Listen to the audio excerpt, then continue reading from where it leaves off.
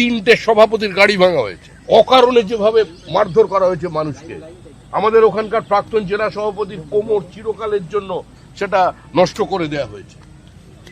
রূপা গাঙ্গুলি আমাদের দলের তখন মহিলা শাখার সভানেত্রী ছিলেন।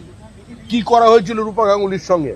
দক্ষিণ 24 পরগনা ডায়মন্ড মডেল প্রচার করতে এলেন না কেন?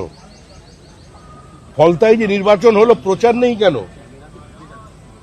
কোথায় ডিজে, কোথায় রবীন্দ্রসঙ্গীত? এসব আর রাজনীতিতে চলবে না। শান্ত থাকুন, ভদ্রভাবে প্রত্যেক রাজনৈতিক দলের কর্মীরা আচরণ করুন, হিংসা বর্জন করুন। পশ্চিমবঙ্গের রাজনীতিকে এই হিংসামুক্ত করবার জন্য মানুষ রায় দিয়েছেন। মানুষের আবেগকে, মানুষের ইচ্ছাকে মর্যাদা দিয়ে সবাই এ ধরনের কাজকর্ম থেকে বিরত থাকুন।